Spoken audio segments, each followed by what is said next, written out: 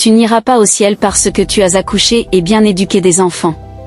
Tu n'iras pas au ciel parce que tu as une grande notoriété. Tu n'iras pas au ciel parce que tu as servi ton pays, parce que tu as donné ta vie pour ta famille, ta carrière ou ton ego. Tu mourras et on t'oubliera plutôt que tu ne l'imagines. Tu n'iras pas au ciel parce que tu as accompli des œuvres bonnes. Œuvres bonnes entre guillemets. Tu n'iras pas au ciel parce que tu es le plus riche de la planète. Tu n'iras pas au ciel parce que tu t'es donné ou que les hommes t'ont donné le titre d'évêque, de prêtre ou de pasteur. Tu iras au ciel parce que tu as fait de Jésus-Christ le Sauveur et le Seigneur de ta vie. Que signifie faire de Jésus son Sauveur et son Seigneur? Faire de Jésus son Sauveur signifie que tu crois qu'il est mort pour te délivrer de tes péchés, et est ressuscité pour te donner la vie éternelle.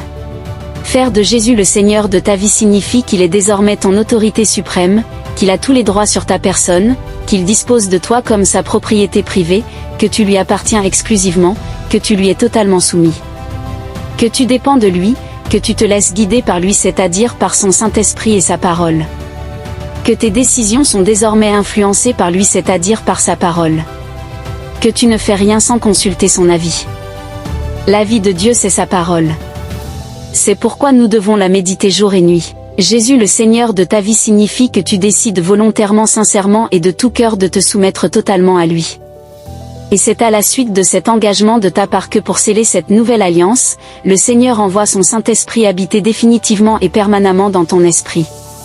C'est donc cet Esprit de Dieu en toi qui est le sceau, le gage incontournable et la confirmation de ton appartenance à Dieu.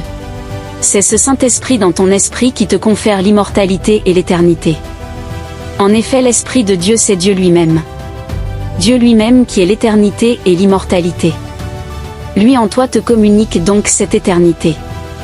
Et c'est cette partie de toi, c'est-à-dire ton esprit confondu au Saint-Esprit de Dieu qui retourne au Père. C'est-à-dire au paradis. Autrement dit, lorsque la mort physique te frappe, ton corps, c'est-à-dire ta chair, retourne à la poussière, ton âme, c'est-à-dire ta pensée, ta volonté, ta décision et tes émotions cessent juste de fonctionner, ton cerveau, son organe de contrôle n'étant plus fonctionnel après ta mort physique, mais c'est uniquement ton esprit si renouvelé bien sûr, c'est-à-dire habité par l'Esprit de Dieu, retourne au Père. Jésus juste avant sa mort n'a-t-il pas dit Père reçois mon esprit dans les 4 évangiles? Donc ne va au paradis qu'un esprit renouvelé, c'est-à-dire l'esprit dans lequel vit permanemment et définitivement le précieux Saint-Esprit de Dieu. Veux-tu être sauvé? La vie éternelle t'intéresse-t-elle? Confesse le Seigneur Jésus. Amen.